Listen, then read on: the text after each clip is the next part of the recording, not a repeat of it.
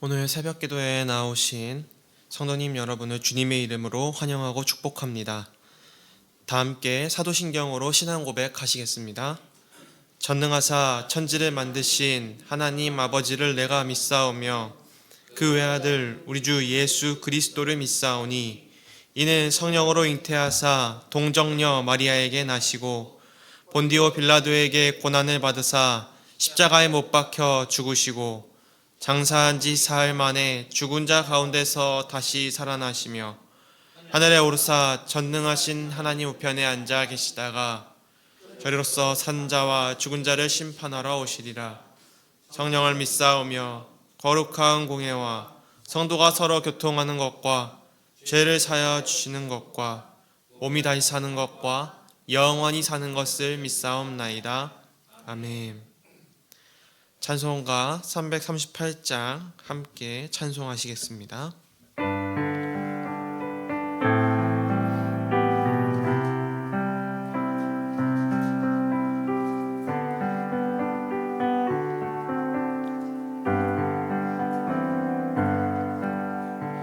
내 주를 가까이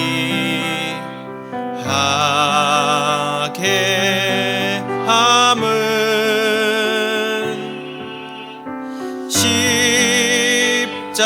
십자가 짐 같은 고생이나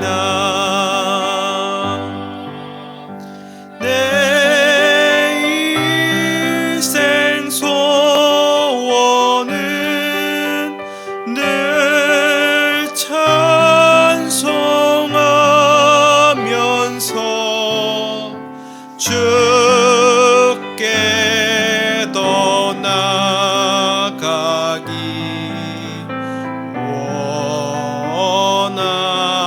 원합니다. 내 고생하는 것 옛 야곱이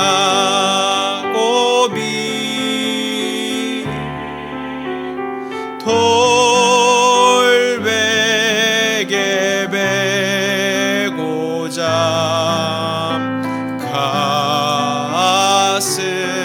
갔습니다.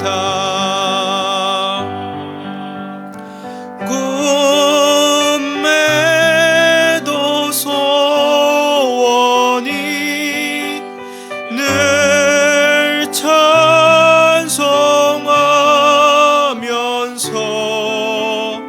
주께 더 나아가기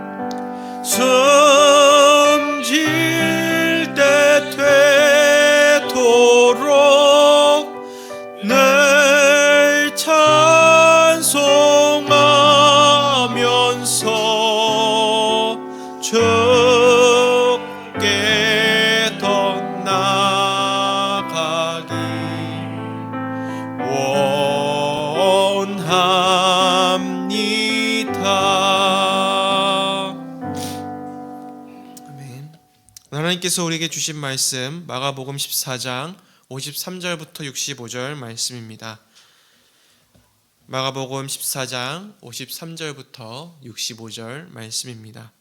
제가 한 절, 성도님들께서 한 절 번갈아 가면서 교독하시겠습니다. 그들이 예수를 끌고 대제사장에게로 가니 대제사장들과 장로들과 서기관들이 다 모이더라. 멀찍이 따라 대제사장의 집들 안까지 들어가서 아랫사람들과 함께 앉아 불을 쬐더라. 대제사장들과 온 공회가 예수를 죽이려고 그를 칠 증거를 찾되 얻지 못하니 이는 예수를 쳐서 거짓 증언하는 자가 많으나 그 증언이 서로 일치하지 못함이라. 어떤 사람들이 일어나 예수를 쳐서 거짓 증언하여 이르되 우리가 그의 말을 들으니 손으로 지은 이 성전을 내가 헐고 손으로 짓지 아니한 다른 성전을 사흘 동안에 지으리라 하더라 하되 그 증언도 서로 일치하지 않더라. 대제사장이 가운데 일어서서 예수에게 물어 이르되 너는 아무 대답도 없냐? 이 사람들이 너를 치는 증거가 어떠하냐 하되 침묵하고 아무 대답도 아니하시거늘 대제사장이 다시 물어 이르되 내가 찬송받을 이의 아들 그리스도냐? 예수께서 이르시되 내가 그니라. 인자가 권능자의 우편에 앉은 것과 하늘 구름을 타고 오는 것을 너희가 보리라 하시니 대제사장이 자기 옷을 찢으며 이르되 우리가 어찌 더 증인을 요구하리요? 그 신성모독하는 말을 너희가 들었도다. 너희는 어떻게 생각하느냐 하니 그들이 다 예수를 사형에 해당한 자로 정죄하고 함께 읽습니다. 어떤 사람은 그에게 침을 뱉으며 그의 얼굴을 가리고 주먹으로 치며 이르되 선지자 노릇을 하라 하고 하인들을 손바닥으로 치더라. 아멘. 예수님이 잡히시던 날 저녁 상황은 급박하게 돌아가고 있었습니다. 대제사장과 장로들과 서기관들은 당시 최고 종교 지도자들이었는데 이들이 다 모였다고 기록하고 있는 것은 그들이 이번 기회에 예수님을 확실히 처형하겠다라고 하는 그런 불순하고도 또 결연한 의지가 담겨 있는 것이죠. 54절의 설명을 보면 예수님께서 잡히실 당시에 베드로는 도망갔다가 영 마음이 쓰여서 다시 예수님을 뒤따라온 것으로 보입니다. 제가 54절 말씀을 읽어드리겠습니다. 베드로가 예수를 멀찍이 따라 대제사장의 집들 안까지 들어가서 아랫사람들과 함께 앉아 불을 쬐더라. 아멘. 예수님이 잡혀가실 때 6월절 저녁으로 근동 지역은 굉장히 쌀쌀했기 때문에 베드로는 대제사장의 집들 안으로 들어가서 불을 쬐고 있었습니다. 이 장면은 이후에 베드로가 예수님을 3번 부인하게 되는 장면과 이어지게 됩니다. 그러는 한편 종교 지도자들이 모두 모인 이 사내들이는 잘 알려진 대로 종교 지도자들의 최고 회의였죠. 이 모임은 공식적으로는 낮에만 회집되었는데 지금 밤에 신문이 열렸다라고 기록되어 있는 것은 이 사내들인 회의가 비공식적이고 또 불법적인 신문으로 진행되었다는 것을 알 수 있습니다. 따라서 본문에 예수님이 받고 있는 이 신문은 불법적인 신문으로 그 목적은 예수님을 신성모독의 죄로 죽여 마땅하다는 것을 확인한 후에 로마의 권위를 위협했다라는 그 죄목으로 처형하도록 하고 또 로마의 당국에 넘겨주려는 그런 악한 의도가 담겨져 있는 그런 회의였습니다. 이들의 신문이 불법이었다라는 것을 보여주는 더 직접적인 증거는 종교 지도자들이 최고회의에서 예수님을 사형에 처한다라는 그 결론이 이미 정해져 있었다라고 하는 것이지요. 55절을 제가 읽어드리겠습니다. 대제사장들과 온 공회가 예수를 죽이려고 그를 칠 증거를 찾되 얻지 못하니. 아멘. 합법적인 재판이라고 하면 평결을 먼저 정해두지 않고 신문을 통해서 평결을 내려야 마땅한데 그렇지 않았다라고 하는 것을 우리는 알 수 있습니다. 여기서 대제사장이라고 단수로 표현하지 않고 대제사장들이라고 표현되어 있는 것은 당시 대제사장은 가야바 한 사람이었지만 복수로 쓰여진 것으로 보아서 고위 제사장들이 많이 모여 있었기 때문에 다른 제사장들도 포함하는 의미로 대제사장들이라고 기록된 것으로 보여집니다. 예수님께 내려진 이 신문과 진술을 조금 더 자세히 살펴볼 필요가 있을 것입니다. 율법에 의하면 소송이나 사형을 언도하려면 두 사람 이상의 증인과 또 일치된 증인이 있어야 했습니다. 신명기 17장 6절에 이렇게 기록되어 있기 때문입니다. 제가 읽어드리겠습니다. 죽일 자를 두 사람이나 세 사람의 증언으로 죽일 것이요 한 사람의 증언으로는 죽이지 말 것이며. 그러나 이 말씀과는 달리 이들의 증언은 전혀 일치하지 못했다라고 그렇게 기록되어 있습니다. 우리 56절 말씀은 함께 읽어보시겠습니다. 시작. 이는 예수를 쳐서 거짓 증언하는 자가 많으나 그 증언이 서로 일치하지 못함이라. 아멘. 이 사람들은 예수님이 성전에 대해 하신 말씀을 가지고 억지로 고발하려고 했습니다. 전혀 증언이 일치되지 않음에도 불구하고 말이죠. 58절 말씀을 제가 읽어드리겠습니다. 우리가 그의 말을 들으니 손으로 지은 이 성전을 내가 헐고 손으로 짓지 아니한 다른 성전을 사흘 동안에 지으리라 하더라 하되. 아멘. 예수님께서 이런 말씀을 하신 적이 있기도 하지만 또 완벽하게 일치하지 않는데요. 그 발언, 예수님의 발언 가운데 13장 2절 말씀 본문을 우리 한번 같이 화면을 보시고 읽어보도록 하겠습니다. 예수께서 이르시되 내가 이 큰 건물들을 보느냐 돌 하나도 돌 위에 남지 않고 다 무너뜨려지리라 하시니라. 아멘. 예수님이 이 말씀을 13장 2절에서 하신 배경은 성전을 보고 제자들이 이 성전이 어떠하신가요? 하는 질문을 던집니다. 이러한 질문을 던지신 후에 이런 질문을 들으시고 훗날 로마 장군 티투스에 의해서 이 성전이 무너질 것이라는 예언을 예수님이 하시면서 그 본래 의도는 성전이 항상 정결해야 한다라는 의도로 이 말씀을 하신 것이죠. 예수님이 이 성전을 다시 지으리라 하신 것은 다른 복음서 등에 기록이 되어 있습니다. 그러나 예수님께서 직접적으로 이 성전을 무너뜨리리라 하신 말씀을 하신 적은 없습니다. 그렇기에 이 사람들이 예수님을 고발하려고 했던 이 증언은 거짓 증언이었습니다. 그래서 59절은 이렇게 기록되어 있죠. 그 증언도 서로 일치하지 않더라. 이제 더 이상 신문에 진전이 없는 것을 보고 대제사장 가야바가 자리에서 일어나서 왜 말이 없느냐고 예수님을 다그칩니다. 그러자 예수님은 계속해서 침묵을 이어가시는데요. 대제사장이 새로운 질문을 던집니다. 61절 말씀은 함께 같이 읽어보겠습니다. 침묵하고 아무 대답도 아니하시거늘 대제사장이 다시 물어 이르되 내가 찬송받을 이의 아들 그리스도냐. 아멘. 가야바의 질문 속에서 찬송받을 이의 아들이란 찬송받을 이는 즉 하나님을 가리키는 것이죠. 그래서 하나님의 아들이 맞느냐라는 질문입니다.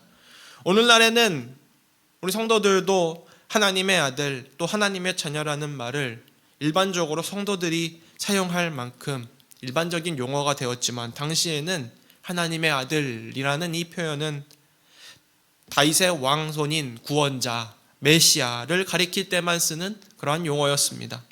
마찬가지로 그리스도냐 하는 이 그리스도도 기름 부음 받은 자라는 뜻으로 제사장과 왕과 선지자의 직분을 가지고 있는 것으로 메시아냐라고 직접적으로 물어보고 있는 것이지요.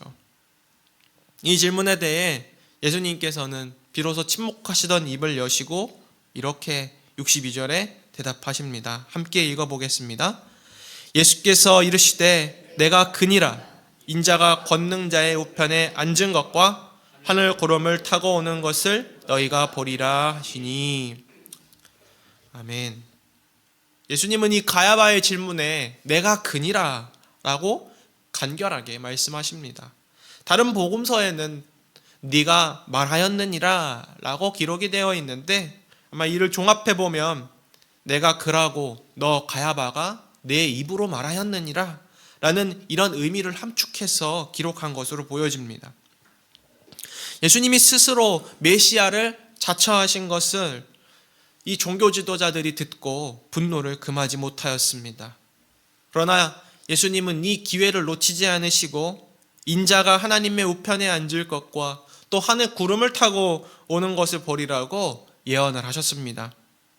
그때 심판자였던 종교 지도자들은 예수님께서 다시 오시는 그날에는 다시 예수님께서 오히려 심판 보좌에 앉으시고, 그리고 심판자였던 종교 지도자들이 피고석에 앉게 되겠지요.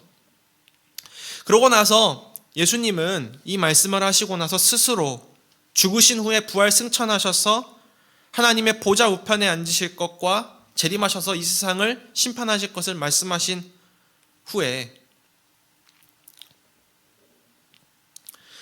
이런 내용을 명확하게 선포하셨습니다.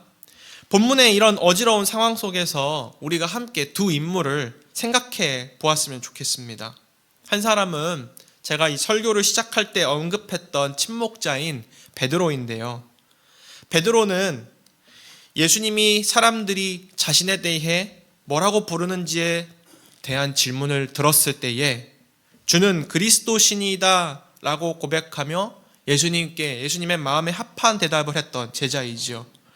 그러나 본문에서 베드로는 침묵을 하고 불을 쬐고 있었습니다. 우리도 가끔 예수님을 믿음으로 고백했지만 현재의 상황의 어려움 속에서 또 현실에 녹록치 않은 상황 속에서 이 믿음의 길을 선택하지 못하고 또 침묵을 선택하거나 또 예수님을 고백하지 못하는, 그리스도로 고백하지 못하는 상황 속에 놓일 때가 있는데요.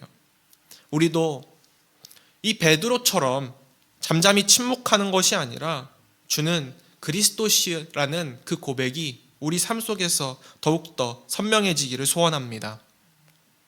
또 한편으로 우리가 생각해 볼 사람은 바로 대제사장 가야바입니다. 그가 61절에서 예수님께 질문하였던 내용이 무엇입니까? 내가 찬송받으리의 아들 그리스도냐라는 질문이었죠. 그는 욕심이 가득하여서 자신이 하는 그 질문이 곧 신앙 고백인지도 모르고 예수님께 이렇게 당돌하게 질문을 하였던 것입니다. 이러한 가야바의 질문이 저와 여러분에게는 확고부동한 고백이 되었으면 좋겠습니다. 예수님이 찬송받으리의 아들 그리스도시라는 이 고백이 만약 우리 안에 확실하다면 아마 세상의 그 어떠한 소음과 또 어지러운 상황 속에서도 우리는 흔들리지 않고 예수님을 의지하고 살아갈 수 있게 될 것입니다. 사랑하는 성도 여러분, 본문에서 예수 그리스도의 정체성이 아비규환의 상황 속에서 더 선명하게 드러나는 것을 우리는 살펴볼 수 있습니다.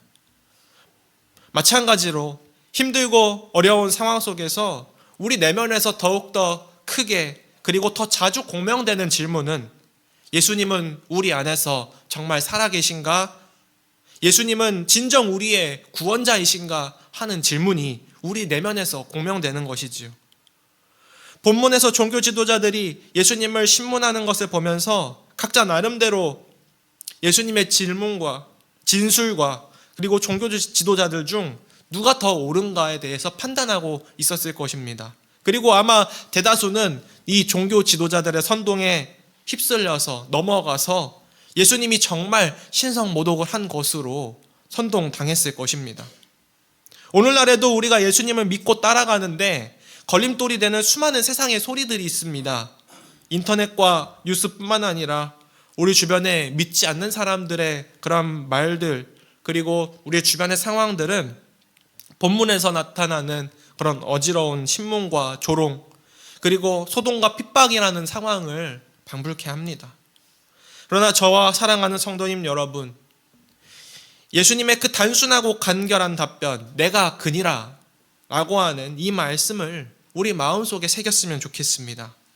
그래서 베드로와 같이 침묵하는 것도 아니고 바야바와 같이 불신앙의 질문을 던지는 것도 아닌 주는 그리스도신이다 라는 이 확고부동한 그 고백이 날마다 저와 성도님 여러분의 삶 속에서 선명해져가는 저와 성도님 여러분 되시기를 주님의 이름으로 축복합니다. 말씀을 생각하시면서 함께 기도했으면 좋겠습니다. 첫째로, 혼탁하고 어지러운 세상 속에서 주를 그리스도라고 고백할 수 있는 흔들리지 않는 믿음을 허락하여 주소서. 둘째로, 우리를 위해 흔들리지 않고 십자가의 길을 걸어가셨던 예수님의 발자취를 기억하며 우리도 믿음으로 십자가의 길을 따르게 하소서. 셋째로, 이웃과 나라와 민족을 위하여 함께 기도했으면 좋겠습니다.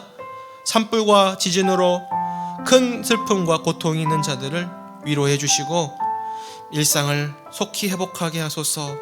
우리 이 기도 제목들과 가지고 오신 하급한 기도 제목들을 놓고 함께 기도하시다가 자유롭게 돌아가시겠습니다.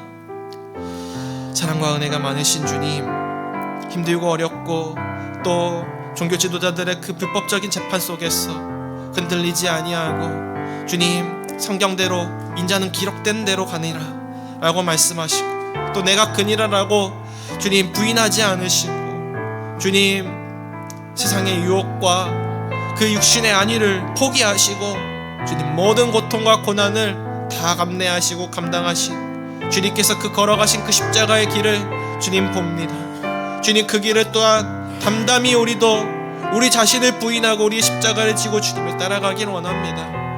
주님, 세상 속에서 살아가면서 주님 세상의 소음에 시달릴 때가 너무나도 많습니다. 주님을 따르는 그 일을 조롱받을 때가 너무나도 많고 주님 비난받을 때도 너무나도 많습니다. 그러나 주께서 걸어가신 길이 너무나도 확실하기에 또 주님께서 메시아라는 사실이 너무나도 확실하기에 우리 안에서 주님을 믿고 따르고 의지하려는 그 방해하는 소음들이 너무나도 많을 때에 주님 더욱더 우리가 주는 그리스도시요 살아계신 하나님의 아들이시라는 그 고백이 우리의 마음속에서 우리의 내면 속에서 우리의 삶 속에서 더욱더 선명해져 갈 수 있도록 인도해 주시옵소서. 주님, 산불과 지진으로 고통받는 우리의 이웃들을 긍휼히 여겨주시고 살아가여 주시고 주님 속히 회복될 수 있도록 주님께서 필요한 긴급 조치들이 잘 이루어질 수 있도록 주님 인도하여 주옵소서. 주님의 도우심과 주님의 섭리와 또 주님의 회복하심을 기대합니다. 소망합니다. 주님, 주님의 살아계심과 주님의 일하심을 주님 간절히 바라는 이들에게 속히 임하여 주시옵소서. 감사드립니다.